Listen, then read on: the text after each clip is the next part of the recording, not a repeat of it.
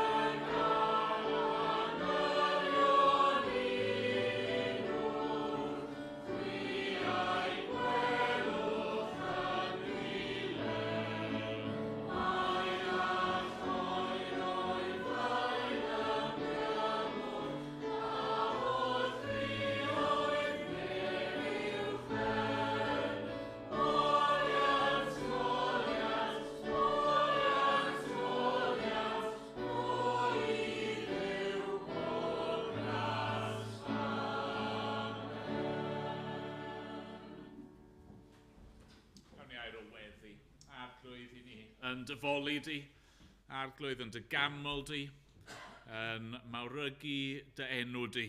Yn diolch i ti am bob peth sy'n wir amdano ti, ac am bob peth rwy ti wedi wneud drosto ni. Diolch am dy drigaredd, diolch am dy gariad, dy ddaioni di, a dy holl ddarpariaeth. I'r pethau hynny ni'n derbyn o ddydd i ddydd, y pethau ni'n cymryd mor geniataol.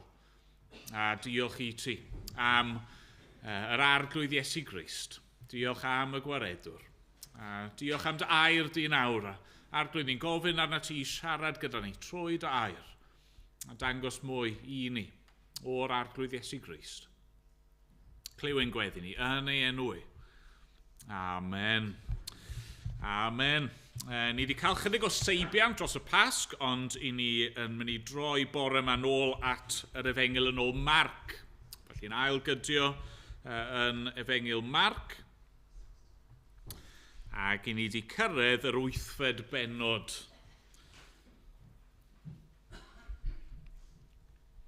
Felly Marc, pennod 8. Ac yn mynd i ddarllen adnodau 1 i 21. Os chi'n cofio, mae Iesu wedi bod ar daith lan nawr i'r gogledd yn ymweld ag ardal cenhedlig, lle oedd lot o genhedloedd gwahanol yn byw, llai o Israeliad ac Iddewon. Mae wedi iachau merch y wraig o Syroffenicia, mae wedi iachau dyn myd a byddar. A nawr ni'n ailgydio'n yr hanes ym mhennod 8. Yn y dyddiau hynny, a'r dyrfa unwaith eto yn fawr a heb ddim i'w fwyta, galwodd ei ddisgyblion ato, ac meddai wrthynt, yr wyf yn tosturio wrth y dyrfa, oherwydd maent wedi bod gyda mi drydiau erbyn hyn, ac nid oes ganddynt ddim i'w fwyta. Ac os anfonodd hwy adref ar ei cythlwng, llewygant ar y ffordd. Mae rai ohonynt wedi dod o bell. Atebodd ei ddisgyblion ef, sut y gall neb gael digon o fara i fwydo'r rhain mewn lle anial fel hyn? Gofynnodd iddynt, pa sawl torth sydd gennych? 7, meddent hwy. Gorchmynnodd i'r dyrfa eistedd ar y ddaear. Yna cymerodd y 7 torth ac wedi diolch fe'i torodd, a'i rhoi i'w ddisgyblion i'w gosod ger bron, ac fe'i gosod asant ger bron y dyrfa. Ac roedd ganddynt ychydig o bysgod bychain, ac wedi ei bendithio dywedodd am osod rhain hefyd ger ei bron. Bwyd tasant a chael digon. A chodasant y tymeidiau oedd yn weddill, lond 7 cawell. Yr oedd tua 4,000 ohonynt. Gyllyngodd hwy ymaith. Ac yna aeth i mewn i'r cwch gyda'i ddisgyblion, a daeth i ardal Dalmanwtha, felly nôl ardal fwy Iddewig unwaith eto. Daeth y Phariseaid allan, a dechrau dadlau ag ef. Roeddent yn ceisio ganddo arwydd o'r nef i roi prawf arno. Och neidiodd yn ddwys ynddo'i hun. Pam, meddai, mae'r genhedlaeth hon yn ceisio arwydd?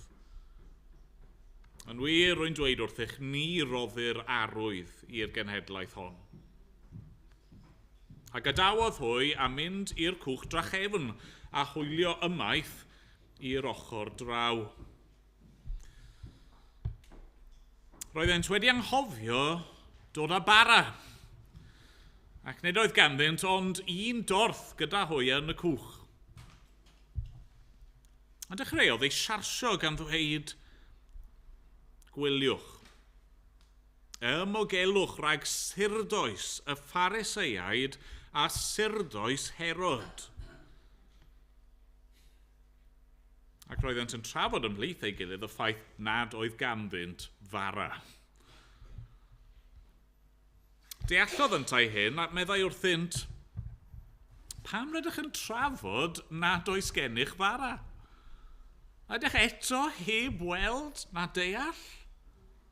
Hew eich meddwl wedi troi yn ystyfnig? A llygaid gennych onid ydych yn gweld ac a chlistiau gennych onid ydych yn clywed? Onid ydych yn cofio pan dorais y 5 torth i'r 5,000? Pa sawl basgedau lawn o dymeidiau godaswch? Meddent wrtho, 12. Pan dorais y 7 torth i'r 4,000, llond pa sawl cawell o dymeidiau godaswch? 7, meddent. Meddai ef wrthynt, onid ydych eto yn deall. Amen. Amen. Diolch i Dduw am ei air. Ni'n mynd i gael stori i'r plant nawr. Diolch, Manda.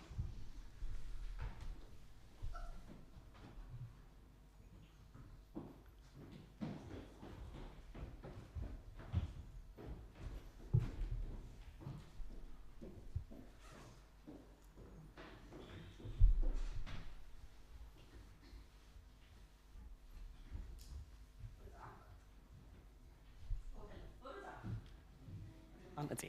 Na ni. Oce. Right. Ydych chi'ch 5? Ie. Ydych chi'ch 5 yn angofio pethau weithiau? Ydych? Pa fath o bethau chi'n angofio? Chi'n angofio? Ydych chi wedi erioed angofio mynd â bocs bwyd i'r ysgol? Na. O, beth? O, oce. O, wyt ti wedi ngofio mynd â bocs bwyd ar trip ysgol? Na. Oce, ti'n dda. Ydych chi wedi ngofio gwneud gwaith cartre erioed? Ydych chi wedi ngofio pen blwydd rhywun erioed? Waw! Oce, wel, gadewch chi fod yn onest yn hyn, dwi'n angofio pethau yn reit aml. Bron bob di Sul yn y capel, dwi'n angofio ble fi wedi roi yn y llweddi. Chi wedi gweld fi'n edrych am y llweddi, mae rhai bod chi wedi, fi'n neud e bron bob di Sul. Arall fi'n angofio, pan i fi'n mynd a parcio mewn maes parcio, bod fi'n mynd i siopa neu rhywbeth, fi yn weithio yn angofio ble fi wedi parco'r car. A fi'n trio wneud yn allwedd i edmwyn i agor y car. A fi wedi dechrau wneud hyn yn ddiweddar hefyd, mae hwn yn embarrassing. Fi eisiau nôl rhywbeth o'r ffridge, okay? So, fi'n cerdded draw i'r ffridge, fi'n agor y drws, ac yn yr eiliadau hynny, fi wedi ngofio, fi jyst yn syllu mewn i'r ffridge, sa'n gwybod be fi eisiau o'r ffridge. Felly, fi yn dieddol yn ngofio pethau. Gan bod chi yn eitha da am gofio te, sy'n angen di byd i atgoffa chi i helpu chi gofio, se? Na? Wel, mae angen ambell i beth arna i helpu fi i gofio gwneud pethau. Rein, post-it note, wrth y modd gyda post-it notes. Fi'n rhoi nhw ar y ddesg gwaith i, fi'n rhoi nhw ar fwrdd y gegin i atgoffa fi'n sgwennu ambell i beth pryna llaeth neu pwyntiad am 2 o'r gloch. A wedyn, fi'n gwybod bod angen i fi wneud e. Rhywbeth arall, old school, ond fi yn hoffi fe, dyddiaduron. Okay? Dyddiadur gwaith wrth y modd yn rhoi pethau i atgoffa fi i wneud yn y gwaith. A hefyd, wrth gwrs, ffôn. Ie, mae'r ffôn, fi'n cael hysbys bach pan fi'n rhoi rhywbeth yn calendar y ffôn. Ges i 2 hysbys bore yma. Cynta, stori plant, so fi'n cofio wneud hynny. Ac ail, pen oedd hapus ni a brawn. Shout-out bach fyna. Felly, atgoffa fi bod pen blwydd ni a heddi.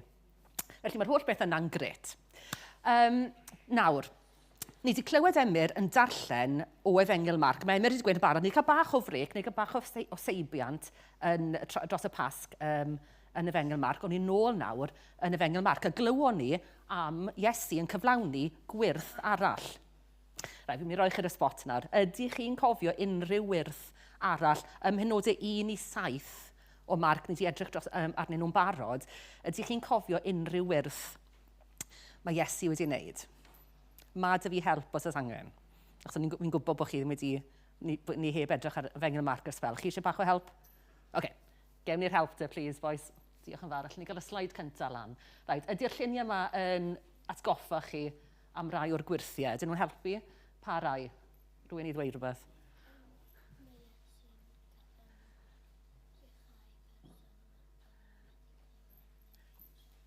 Da iawn, ie. So, un cyntaf yna, diolch Ania. Iesu yn iachau person oedd yn fyddar ddim yn gallu clywed ac yn fyd ddim yn gallu siarad. Da iawn. Felly mae'r un o dan hwnna bach yn anodd i weld ar y sgrin. Chi'n gweld rhywbeth ar groen y dyn? Ie? Oedd gwahanglwydd arno fe, pethau'n tyfu ar ei gorff ac ati, oedd ei gorff ddim yn iach. A dyma Iesu yn iachau fe. Beth sy'n digwydd yn y llun mawr ar ochr fe? Ie, Marli. Da iawn, ie. Mae'r ffrindiau yn rhoi'r dyn lawr ar rhywbeth o stretcher, ar rhywbeth o wely, a dyma Iesu yn iachau'r dyn o ddim yn gallu cerdded. Ac un slaid bach arall, so ni'n mynd i fynd trwy'r gwirthiau i gyd, ond jyst 2 wyrth arall. Beth yw'r un, mae'r un ar ochr chwith yn rwydd, yn dweud? Beth nath e fyna? Nath Emyr gyfeirio at hyn yn y darlleniad hefyd, ie.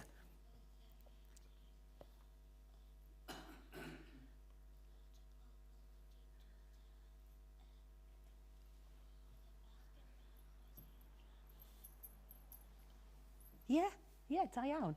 Dim ond ychydig o fara a pysgod oedd i gael, a dyma Iesu yn gwneud cyflawni gwyrth digon i fwydo'r 5,000 o bobl, yr holl dorf o'i blaen nhw. A'r un ola? Ie, tywelu'r storm, ie. Oedd yna storm fawr, ond oedd Iesu ar pŵer ar nerth i tywelu'r storm. Gwych. Felly ni'n cofio am y gwirthiau yna, beth oedd Iesu wedi gwneud. Nôl nawr i y darlleniad bore yma. Eitha tebyg i'r llun yna fyna, ond nid 5,000 o bobl, 4,000, 1,000 yn llai, oce? Ond, oedd yr un broblem. Wel, i ddechrau da, oedd Iesu wedi bod yn pregethu yr holl bobl hyn. Chi'n cofio o'r darlleniad pwy yn cofio nawr, neu chi wedi'n cofio'n barod. Sawl diwrnod o'n nhw wedi bod yn gwrando ar Iesu? 3. Okay, 3 diwrnod o'n nhw wedi bod yn gwrando ar Iesu yn pregethu. A nhw wedi dod, nath problem godi wedyn ar y 3 diwrnod, o dim digon o fwyd gyda nhw, ie? A dim modd picio'r siop, o dim siop yn gyfagos o gwbl. Chi'n meddwl Iesu wedi gweud, oce, ewch adre nawr te, achos bod dim bwyd gyda chi? Na. Nath Iesu dosturio wrth y bobl.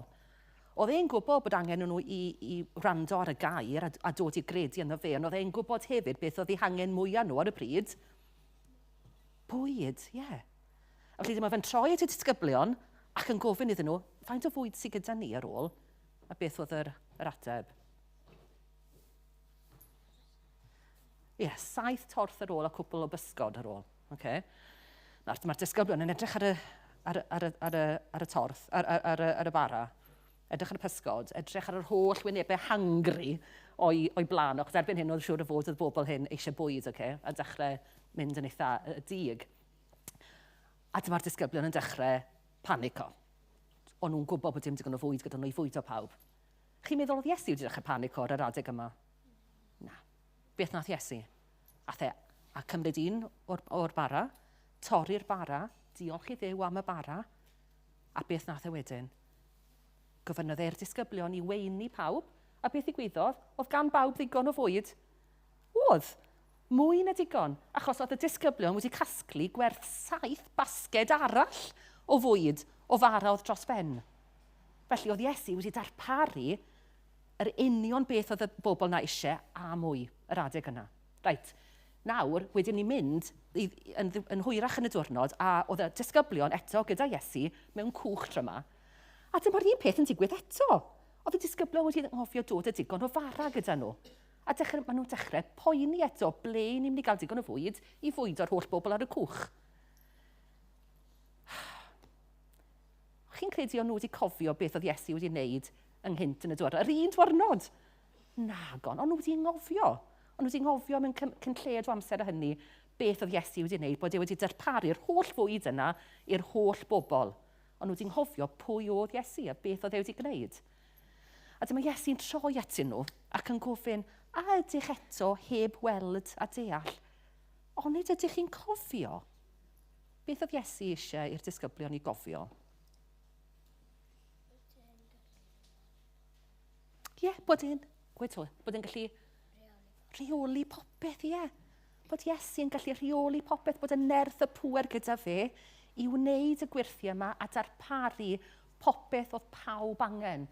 popeth oedd pawb angen yn y gwirthiau, popeth oedd pawb angen y bore yna'r 4,000, a hefyd beth fydd e'r disgyblion angen. Ond, oedd y disgyblion yma yn bobl wedi bod gyda Iesu yn gweld e'n neud y gwirthiau ac eto wedi anghofio. Nawr, i ni yn gallu bod fel y disgyblion yn dynnu. Ni'n gallu anghofio hefyd pwy yw Iesu. Ni'n gallu anghofio beth mae Iesu wedi rhoi i ni yn barod, a beth mae wedi darparu ar ein cyfer ni'n barod, a beth mae'n rhoi i ni o ddydd i ddydd. Ond, dyw Iesu byth yn anghofio ni. Okay? Reit, dychmygwch nawr, bod ni ar picnic capel, ond dwi wedi anghofio mocs bwyd i. Okay? Nawr, rhyw dro'r blaen, oedd y Joneses wedi rhannu bwyd nhw gyda fi. Okay? A ydych chi'n meddwl bydd y Joneses yn fodlon rhannu bwyd nhw gyda fi eto, achos bod fi wedi'n nghofio mocs bwyd tryma? Wel, ni'n gobeithio bydda nhw yn hapus i rannu bwyd gyda fi eto, achos bod nhw'n garedig, okay? Ond mae Iesu yn llawer gwell na hyd yn oed bobl garedig y capel. Okay? Fydd Iesu byth yn anghofio amdano ni. Nawr, nath y disgyblion fynd i boeni, ond nhw wedi'n ngofio am, fel oedd Ania'n gweud, pwer a'r nerth a'r gallu oedd gyda Iesu a pwy oedd Iesu. I ni hefyd yn gallu anghofio pan ni'n mynd i banics am bethau pwy yw Iesu. Felly, tro nesaf chi'n poeni am rhywbeth, dwi eisiau chi gofio 4 peth. Mae Iesu yn eich caru chi. Mae Iesu yn gallu darparu'r union beth sydd angen arno chi. Mae Iesu a'r pwer a'r gallu a'r nerth i wneud hynny. A fydd Iesu byth yn eich anghofio chi. Felly, mae'r pethau bach yma yn gret. Mae ffôns, dyddiaduron, post-it notes yn gret. Ond beth sy'n well yw i ni'n gwybod bod Iesu gyda ni yn byw yno ni trwy'r ysbryd glân bob dydd. Ac yno yn helpu ni ac yn darparu popeth sydd ei angen arno ni. Okay? A felly, mae'n wych yn dywe. Ni'n gallu troi y Beibl a ni'n gallu cael yn atgoffa beth mae Iesu wedi gwneud hefyd. Felly ni'n gallu edrych ar air a darllen gair Duw i atgoffa ni. Ni hefyd yn gallu gweddio, a dyna beth ni'n mynd i wneud nawr. Okay? Ni'n mynd i weddio rhodd arall mae Iesu wedi rhoi i ni, yn bod ni'n gallu troi at Dduw yn tad a diolch iddo fe a gofyn iddo fe am help. Felly beth yn mynd i weddio nawr gyda'n gilydd ar Dduw y tad. Felly, o Dduw yn tad, ni'n diolch i ti am Iesu. Ni'n diolch i ti ei fod e'n caru ni a wedi marw troso ni. Ni'n diolch i ti ei fod e'n rhoi ac yn darparu popeth a mwy sydd ei angen arno ni. Helpa ni i drystio mwy yn Iesu. Helpa i ni gofio bod Iesu yn ddigon. Amen. Ok, chwi nôl nawr i ste. Ganwn ni eto efo rhif 128 yng Ngrymaw 2. Mae enw Iesu Grist i mi mor fwyn a llais o'r nef. Mae'n gwneud i'm hennau droddi llam ei hyfryd enw e. Mae yna 6 pennill a kitgan, a beth ni'n mynd i wneud yw canu 2 bennill wedyn kitgan, 2 bennill kitgan, 2 bennill kitgan. Diolch. Nawn ni sefyll i ganu.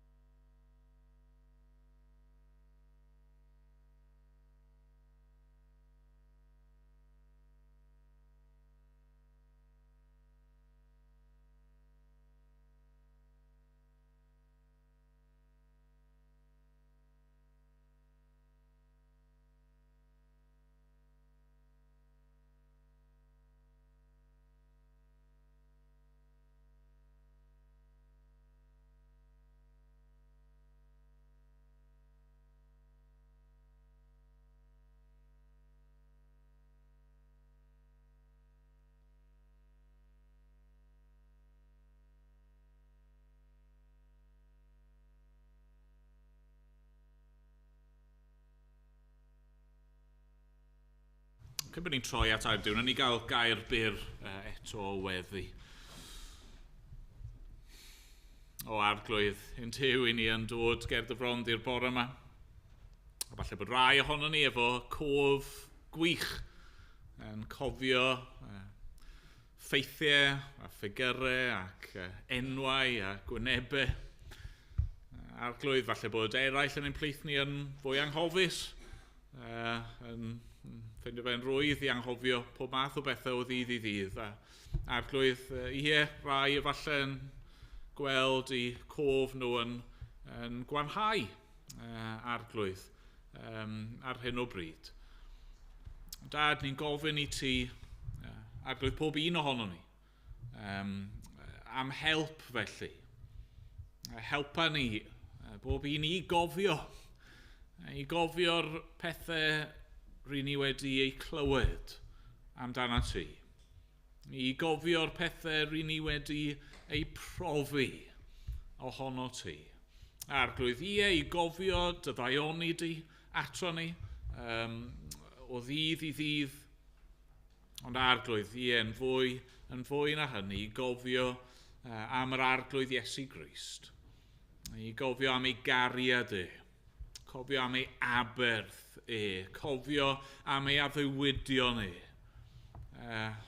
cofio, fel ni wedi cael yn atgoffa jyst nawr, bod yr arglwydd Iesu'n ein caru ni, yn darparu a ddim yn mynd i'n gadael ni, a ddim yn mynd i anghofio amdano ni. Dad, ni'n diolch am hyn. Dy fod ti ddim yn gallu anghofio am dy blant, ond dy fod ti yn trygarhau wrtho ni. Ym mhob angen, pob sefyllfa. Diolch i ti am hyn. Ac arglwydd, ni'n gofyn felly arna ti. Nawr i agor ein llyged a'n clustia ni a'n calonau ni, unwaith yn ragor. Arglwydd, dangos bethau mawr i ni yn dy air di, os gweli di fod yn dda. Trigarha wrtho ni, trigarha wrth ein gwlad ni, trigarha wrth ein byd ni. A mynd bod ni'n gofyn yn enw yr arglwydd Iesu Grist. Amen. Amen. Trwch gyda fi i Marc pennod 8, a'r adran a ddarllenon ni, adnodau 1 i 21, a fi wedi cymryd nhw fel un adran, bod tair hanesau neu tair golygfa bach gyda ni, ond gobeithio wnaethoch chi sylwi mewn ffordd bod y digwyddiadau yma, maen nhw'n cael eu clymu at ei gilydd, maen nhw'n rhywbeth yn gyffredin rhyngddyn nhw, a beth sy'n clymu nhw at ei gilydd mewn ffordd yw y syniad yma o arwyddion ac o fara. Arwyddion a bara.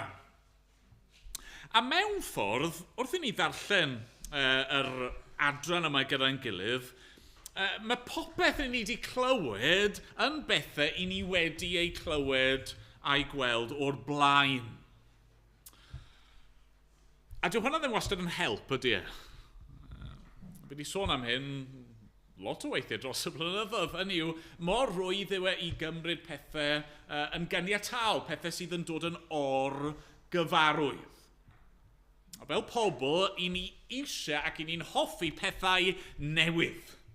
Ni'n hoffi pethau greiddiol. Ni'n hoffi pethau ffres. A felly mae'n gallu bod yn anodd iawn i werthfawrogi pethau chi'n gyfarwydd gyda nhw. Gai ofyn i chi'n onest bod yma, faint ohono ni oedd yn rhyfeddu wrth wrando ar y darlleniad? Faint ohono ni oedd yn rhyfeddu yn y stori plant? Yn clywed am y pethau yma mae'r arglwydd Iesu'n gwneud. Yn agor clustiau a cheg y dyn myd a byddar yn iachau'r dyn gwahan glwyfus, yn iachau'r dyn yna gafodd ei adael lawr trwy'r twll yn y to. A fan hyn, Iesu yn bwyd o miloedd o bobl, ac yn gwneud hynny efo just llond llaw o fara a physgod. Mae'n amazing. Ac eto, os ni'n onest, nathon ni bron a bod i gyd siwr o fod darllen y geiriau yna. Pryn unrhyw ymateb o'n ni o gwbl. Ni mor rwydd yn gallu cymryd pethau'n ganiataol. Mae rhyfeddu ar y cyfarwydd yn cymryd ymdrech. Ni gorfod asgoffa ni, ni gorfod pincho ni, come on. Ni angen help yr arglwydd na pam ni wedi gweddio arno fe i weithio yn ein calonau ni. Porthu'r 4,000. Mae'n rhyfeddol. Ac eto ni pryn yn ymateb. Neu, gai roi esiampl fwy eto, be ni wedi bod yn dathlu dros yr wythnosau diwethaf, fod yr arglwydd Iesu Grist wedi marw a wedi cael ei gladdu, rhaid chi'n gwybod hwn, ni gyd yn gwybod hwn, bod wedi marw go iawn. Ac yna ar y trydydd dydd wedi dod nôl yn fyw. Sut ni'n gallu dweud y geiriau hynny heb rhyfeddu, ond mor aml dyna sy'n wir amdano ni yn dyfa. Mae ysbryd o amheuaeth ac arafwch i gredu yn gallu effeithio ar ein meddyliau ni. A felly, hyd yn oed nawr, wrth i ni ddod at yr hanes yma, gaich annog chi a'ch gwahodd chi i ofyn am help. Right? Falle bod chi ddim yn Gristion eto, falle bod chi ddim yn credu'r pethau yma eto. Gofynnwch a bydde Duw yn siarad gyda chi nawr.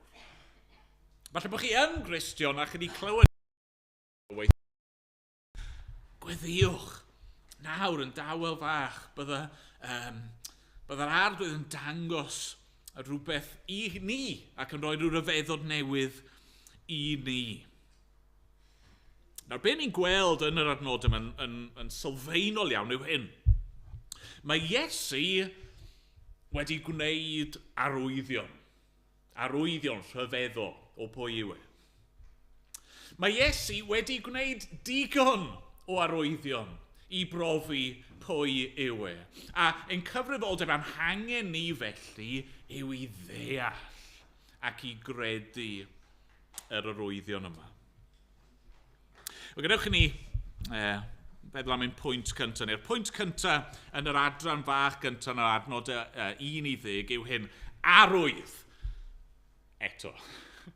Arwydd eto. Achos fi'n siŵr i rai ohono ni wrth i ni ddod at yr darlleniad bore yma, o'n i'n cael chydig bach o deja vu.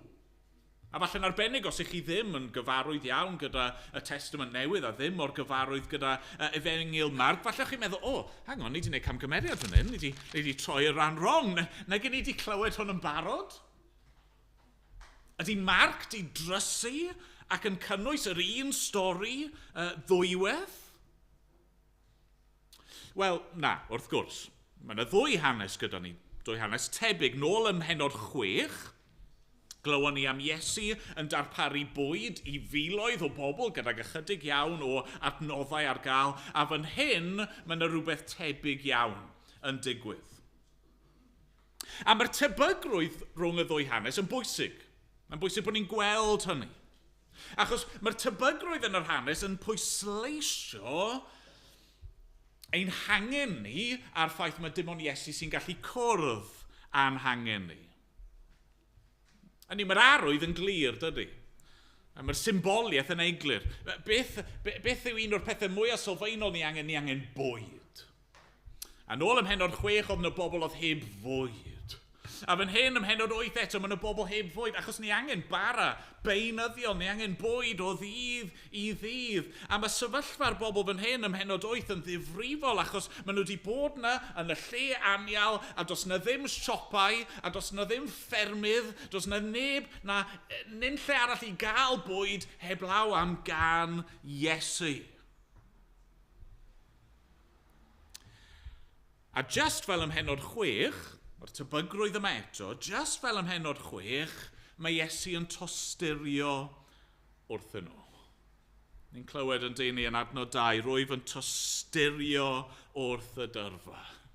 Maen nhw wedi bod yma am drydiau. Maen nhw wedi blaenoriaethu gwrando arno fi dros geisio bwyd, ac os fi'n gadael nhw fynd, o'n nhw farw. Ond fi yn mynd i ddarparu. Felly mae yna sawl pwynt o debygrwydd clir. A falle, wedyn bod ni'n meddwl, wel, oes angen yr adran yma. Hynny yw, ydy e'n superfluous. Byddwn ni'n gallu just torri hwn allan o'r Testament Newydd, a byddwn ni ddim ar ein colled. Wel, na. Na. Achos mae'r arwydd yma, yr arwydd tebyg ond gwahanol, yn bwysig. Mae'r gwahaniaethau bach yn bwysig. Maen nhw'n dangos gyntaf i gyd mae digwyddiad gwahanol yw e. Okay? Ac nid Marc sydd wedi drysu, mae Iesu ar ddwy achlysur yn gwneud rhywbeth tebyg ond gwahanol, a be mae hwnna'n dangos? Wel, mae'n dangos i ni, mae nid beginner's luck oedd porthu'r 5,000, nid rhyw fflwc, rhyw one-off. Na! Mae Iesu yn gwneud rhywbeth hynod o debyg ac yn profi mae fe a fe yn unig sydd yn gallu darparu. A mae'r gwahaniaethau hefyd yn dangos i ni fod Iesu yn gallu gwneud pethau mawr dan amgylchiadau amrywiol. Mae yna wahanol maint o bobl yn does, neu nifer gwahanol o bobl. Mae yna nifer gwahanol o dorthau ac o bysgod. Mae yna nifer gwahanol o weddillion ar ôl. Mae hynny'n dangos i ni, yn dydi? Mae Iesu yn gallu gwneud pethau mawr, a dwi ddim yn gweithredu union o'r un peth bob tro. Mae'n gweithio yn ôl yr hyn sydd ar gael. Ond falle'r gwahaniaeth mwyaf yw'r un pwysica. A nes i gyffwrdd ar hyn ychydig yn gynharach. Lle mae porthu'r 5,000 yn digwydd? Wel, ardal Iddewig, yn dyfa. Lle mae porthu'r 4,000 yn digwydd? Wel, yn ardal y Decapolis. Sy'n golygu, pan oedd Iesu'n bwydo'r 5,000, oedd y mwyafrif ohonyn nhw siŵr o fod yn Iddewon. A pan mae'n porthu'r 4,000, oedd y mwyafrif ohonyn nhw siŵr o fod yn perthyn i'r cenhedloedd eraill. A beth yw ymateb Iesu iddyn nhw? Wel, mae'n tosturio. A mae'n darparu. A mae hynny'n dod falle'n amlycach wrth i ni sylwi ar y gwahaniaethau bach a sylwi ar y gweddillion, faint sy'n ar ôl. Mae'n amazing, di, fod yna rhywbeth ar ôl o gwbl. A mae'n cael ei gyfnodi ni am reswm faint sydd ar ôl. Pan mae Iesu'n bwydo'r Iddewon, faint oedd ar ôl? 12 basged. 12 llwyth Israel. Mae Iesu'n dangos mae gen i ddigon ar gyfer holl genedl Israel. Mae'n porthu'r cenhedloedd, faint sydd ar ôl iddyn nhw? 7 basgedau. Mae'n swnio fel llai mewn ffordd, ond 7. 7 yn y Beibl yn rif cyflawn. 7 yw rif y greadigaeth. 7 diwrnod yr wythnos. 7 lliw yr enfys. Hynny yw, mae Iesu'n dangos fan hyn, fi'n mynd i fwydo'r byd i gyd, a mae'n ddigon. Digon i bawb. Mae'n arwydd rhyfeddol. Arwydd clir. Iesu yn dangos i ni. Trwy wneud fwy na lai'r un wirth ddwywaith, mae fe yw'r un sydd yn gallu bwydo pawb. Fe yw bara'r bywyd. Fe yw, fel mae'n dweud mewn man arall, y bara sydd wedi disgyn o'r nef. A'r bobl sydd yn marw. A'r bobl sydd yn methu darparu ar gyfer nhw eu hunain. A'r bobl sydd, os ydyn nhw'n cael ei gadael fel y maen nhw, sydd yn mynd i lywygu a marw ar y ffordd. Ond mae wedi dod i roi digon. Na'r pwynt cyntaf te. Rhywbeth ni wedi gweld o'r blaen, arwydd, eto. Nid dyna'r unig beth ni wedi gweld o'r blaen yn y darlleniad, efe. Yr ail bwynt felly yw amheuaeth, eto. Amheuaeth, unwaith eto. Mae Iesu'n croesi'r cwch, croesi yn y cwch, mae'n ddrwg to fi, nôl i ardal fwy iddewig, unwaith eto, nôl mewn ffordd at ei bobl ei hun.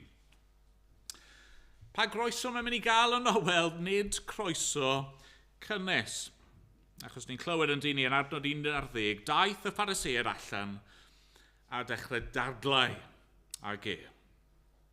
Nawr ni ddim yn clywed yn union pam, neu beth yw natur y ddadl, beth sydd wedi ysgogi nhw i ymateb fel hyn. Ni gallu dychmygu yn dyn ni. Ani mi Iesu wedi bod i ffwrdd am sbel fach nawr ar y daith yma, taith i orffwys a taith i bregethu a taith i wneud arwyddion ymysg y cenhedloedd. A falle bod y newyddion am hynny wedi dechrau cyrraedd nôl. A bod y Pharisëed yma wedi bod yn clywed am y pethau mawr mae Iesu wedi bod yn gwneud ac ymhlith y cenhedloedd. A felly maen nhw'n dod nawr, maen nhw'n clywed bod wedi dychwelyd, maen nhw'n dod ato fe, a mwyn ceisio arwydd. Roeddent yn ceisio ganddo arwydd o'r nef i roi prawf arno.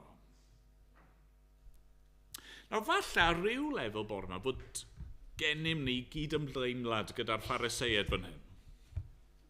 Achos byddwn ni ddim yn synnu, os yn ni'n onest, bod y mwyafrif ohono ni, os nad pawb ar ryw adeg neu gilydd, wedi dymuno cael arwydd. Falle hyd yn oed wedi gofyn am arwydd clir gan Dduw. Falle fel Gideon yn llyfr y barnwyr, ni wedi gofyn i Dduw i roi rhyw arweiniad goruwch naturiol, rhyw arwydd clir o'i ewyllus ac o'i nerthau i ni. A chymod beth, fi ddim yn credu fod hynny ynddo fe ei hun yn beth anghywir. Be sydd yn anghywir fan hyn, a be sy'n amlwg yn anghywir yn y Pharisëed yw eu hysbryd nhw. Yn dyfa. Mae'n dod drosodd i ni mewn ddwy ffordd yn dydy yn adnod 11. Gyntaf gyd, maen nhw'n dod allan a maen nhw'n dadlau gyda fe.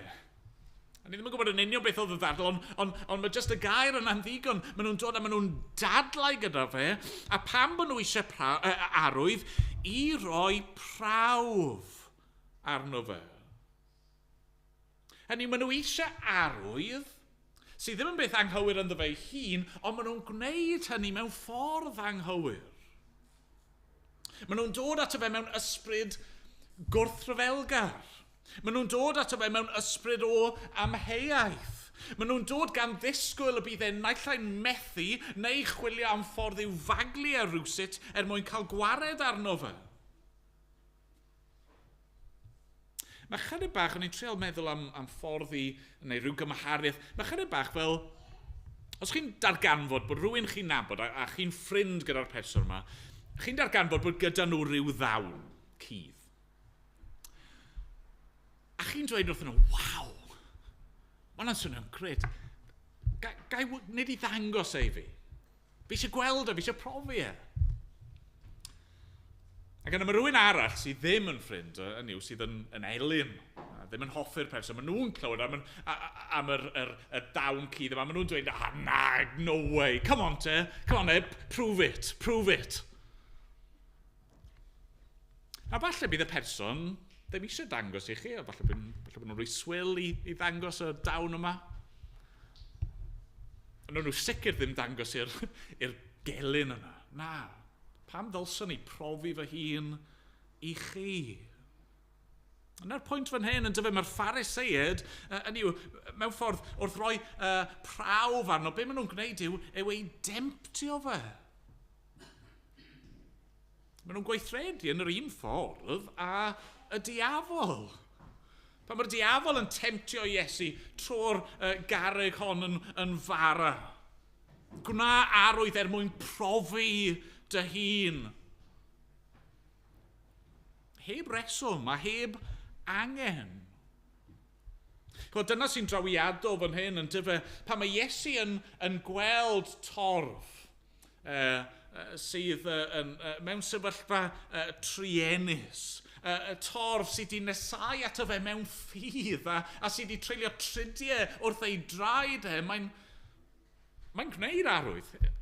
Heb bod neb yn gofyn iddo fe. Nid mwyn dangos ei hun. Yn sicr nid mwyn rhoi Duw ar brawf. Felly beth yw ymateb Iesu i'r rhain? Wel, mae'n pwerus yn dod i, mae'n dweud yn adnod 12, o chneidiodd yn ddwys yn ddoi hun. Mae'n torri galon dros yr rhain. Ni wedi gweld hyn o'r blaen yn to yn Efengyl Marc. Mae'r peth sy'n enyn ymateb cryf yn Iesu, y pethau sy'n gwneud i Iesu ryfeddu, yw pan mae'n allan gweld esiamplau o ffydd neu o anghrediniaeth. A dyna mae Iesu'n profi fan hyn. Dwi'n methu credu ei anghrediniaeth. Y bobl yma ddylse fod yn ei adnabod e orau yn parhau i'w wrthod e. Wel, y pwynt yw, oedd rhain wedi cael cyfleon. Taswn nhw wedi dilyn ac eistedd wrth ei draed e, bydden nhw wedi gallu gweld pethau mawr. A hyd yn oed heb gweld nhw ei llygad ei hunan, oedd yna ddigon o dystiolaeth. Oedd yna dros 5,000 o bobl ar un adeg, bydden nhw wedi gallu mynd â holi. Be ddigwyddodd fyna? Nawr, mae yna dros 9,000 o bobl, bydden nhw'n gallu mynd atyn nhw.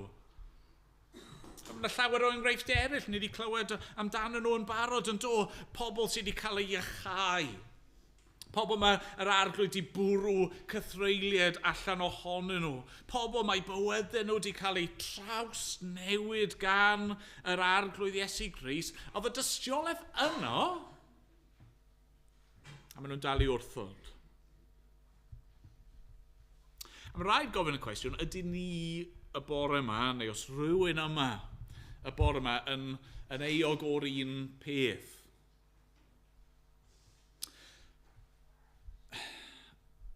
Mae Iesu'n dweud fan hyn fod e ddim yn mynd i roi arwydd.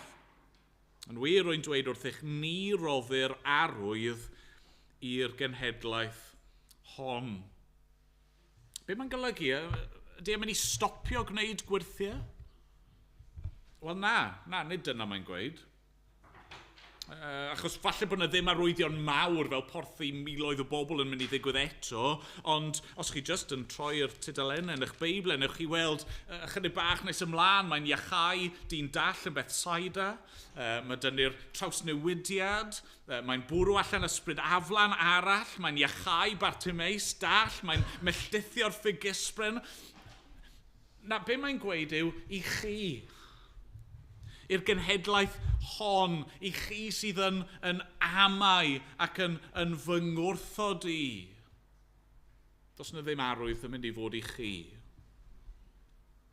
Yn Efengyl Matthew, pan mae Matthew'n cofnodi hyn, mae e'n ychwanegu bod Iesu wedi sôn am un arwydd pellach, arwydd Jona. Hynny yw bod e'n mynd i fel Jona suddo lawr i'r dymderoedd, ac yna, ar y trydydd dydd, ail ymddangos. Mae'r dystiolaeth yna bore yma. Mae'n ddigon o arwyddion. Ni ddim angen unrhyw beth pellach na tystiolaeth y llyged dystion. I ni ddim angen mwy na'r hyn mae'r arglwydd wedi ei ddatguddio i ni yn y greadigaeth ac yn ei air. Fel y Pharisëer yma, ni ddim angen gweld y pethau yma ein hunain mwyn ei derbyn nhw, a'i credu nhw, a cael bywyd. Gai ofyn i chi, ydych chi wedi credu? Neu chi'n dod, gyda'r un ysbryd yna o amheuaeth eto. Yr arglwydd yn dweud fod yna ddydd yn dod pan fydd dim cyfle mwy. Ac mae fel petai'n dweud hynny nawr wrth y Pharisëed, dim mwy o gyfleoedd mynd i fod i chi, ond mae yna ddydd pan fydd hynny'n wir i bawb.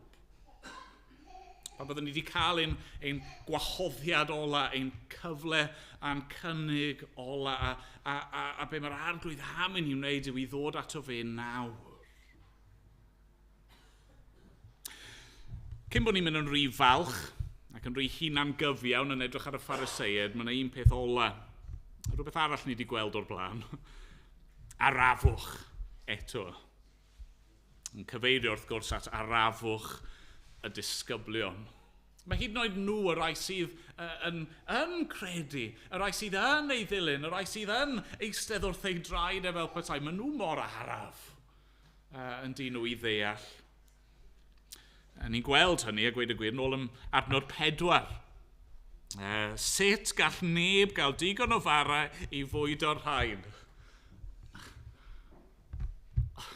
Sut? Come on. Mae'n gwestiwn mor dwp. Ac eto, mae gen i'n gofyn yr un peth. Mae gen i'n gallu meddwl, sut mae Duw yn gallu achub yn ein dydd ni? Sut mae unrhyw obaith i'r eglwys yn ein dydd ni? Wel, achos mae wedi gwneud o'r blaen. Ond mae'r lefel yna o ddiffyg deall, a'r arafwch deall yna'n dod hyd yn oed yn gliriach yn y trydydd rhan yna, adnod 14 i 21. Maen nhw wedi mynd nôl yn y cwch, maen nhw'n croesi eto, ac mae Iesu'n cymryd y cyfle i drial i dysgu nhw. Mae'n dweud wrthyn nhw yn adnod 15, gwyliwch, o gelwch, hynny gwarchodwch, gwyliwch allan, amddiffynwch eich hun, rhag sirdoes y Pharisëaid a sirdoes Herod. Sirdoes yr lefain, yr yeast yna, sydd yn gweithio i ffwrdd drwy torth o fara. Be mae Iesu'n golygu fan hyn? Wel, yn y Beibl, gan amla, nid wasol, yn gan amla, mae sirdoes yn cael ei ddynyddio fel symbol o bechod. A reswm yn cael ei ddynyddio fel yna yw achos mae'n portread yn cyfleu y ffordd mae pechod a drygioni yn rhywbeth sy'n gallu dechrau'n fach a sydd yn gallu tyfu. A mae'n gallu dod i fewn i ran o'ch bywyd chi a mae'n gallu lledu trwy y cwbl yn rwydd. A felly be mae Iesu'n gweud yw gwyliwch rhag sirdoes, hynny yw drygioni a syniadau anghywir y Pharisëaid a Herod. A beth mae'n golygu wrth hynny? Wel, be ni wedi gweld yn barod o'r Pharisëaid a Herod yn dyfa, sef traddodiad gwag a bydolrwydd, anghrediniaeth. Dyna sy'n clymu at ei gilydd, hynny yw, yr allanolion crefyddol efallai, ond heb y reality mewnol. Mae Iesu'n rybuddio nhw. Gwyliwch eich hun. Gwarchodwch eich hun. Gwyliwch bod yr agwedd yma oedd gan y Pharisëaid a y ffordd yna o fyw oedd gan Herod a'i ddilynwyr ddim yn llithro i mewn eich bywyd chi ac yn ara deg yn cymryd drosodd. Mae'n drawiadol mewn ffordd yn dod i mae Iesu fel petai'n dweud, peidiwch just barnu. Mae'n lle i farnu y Pharisëaid a Herod am ei ymddygiad nhw, Ond peidiwch barnu nhw heb weld yn gyntaf bod yna berygl i chi hefyd i syrthio i'r un camgymeriad. A bron a bod mwyn profi ei bwyntau, mae'r disgyblion yn ymateb yn y ffordd mwyaf araf, mwyaf top. Maen nhw'n clywed be mae Iesu'n dweud am sir does, ac yn lle meddwl, be mae Iesu'n trial dysgu ni fan hyn, mae'n meddwl araf nhw jyst yn mynd nôl at fara. Ac maen nhw'n sylweddoli, dim ond un torth o fara sydd yn ni ddim wedi paco digon o rolls ar gyfer y daith yma. Un torth o fara.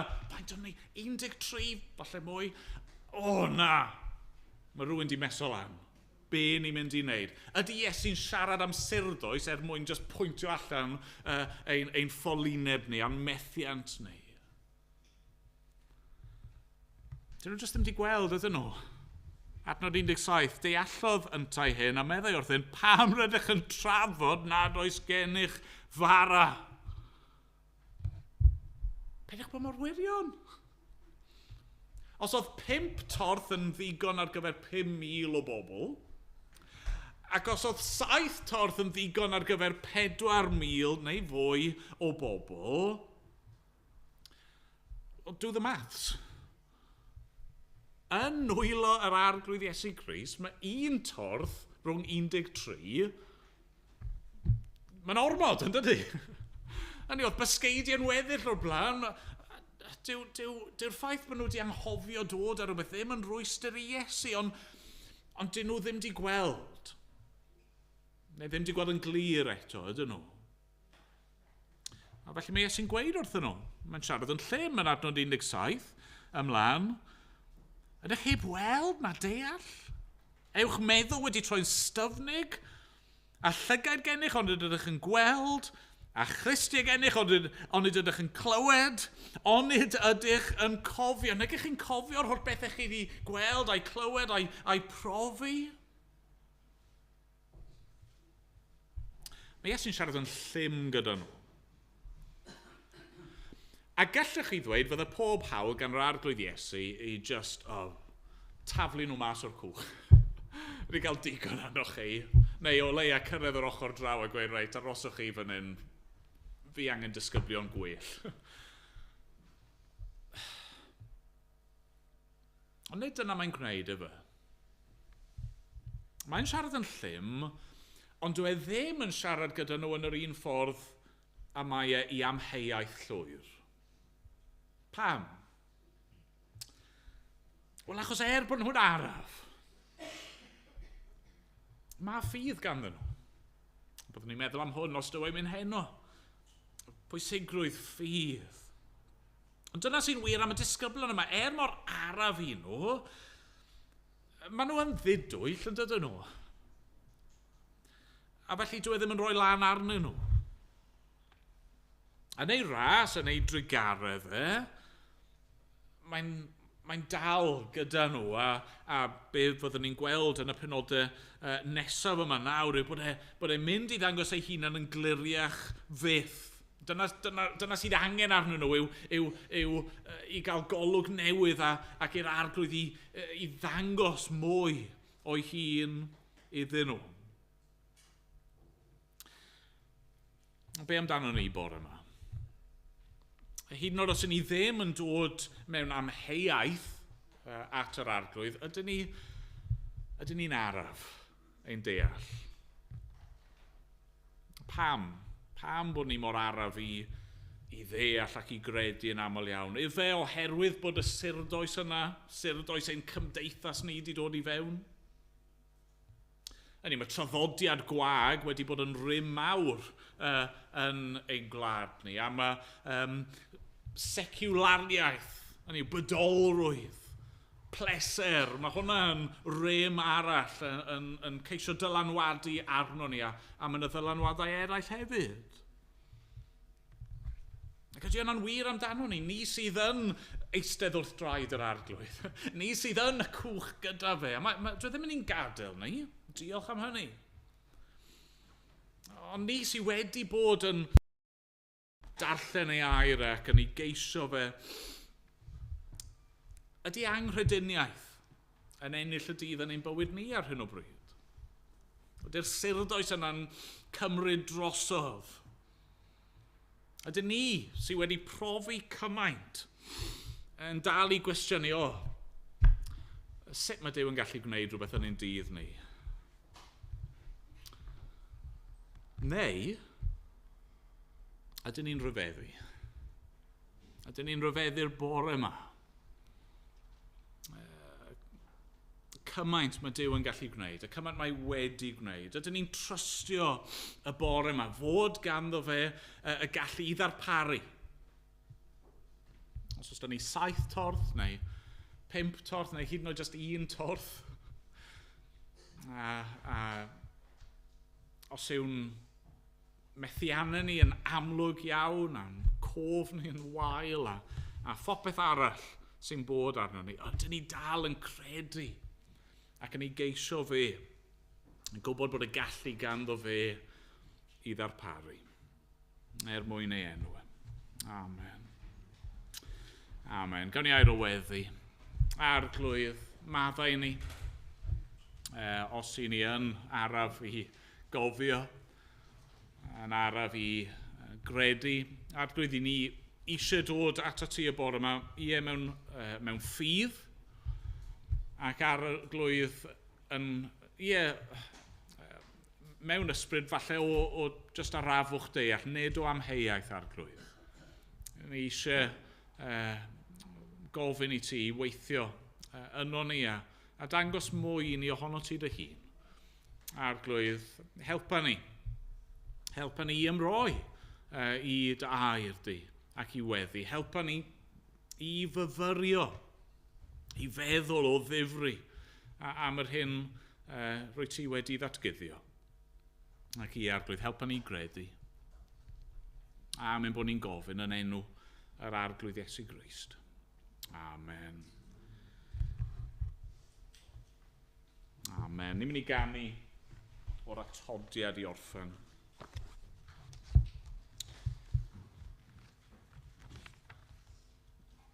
Rhif 12. Duw, dirgelwch y dwyt arglwydd.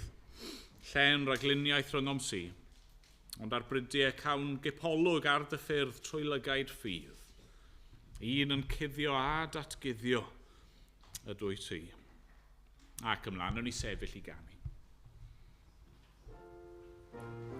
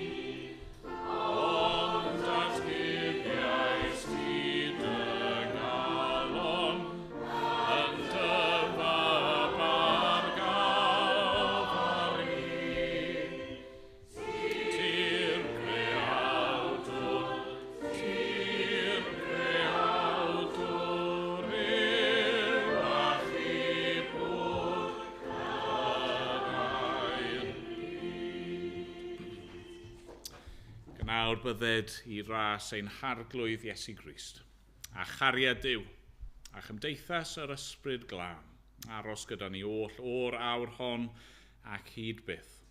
Amen.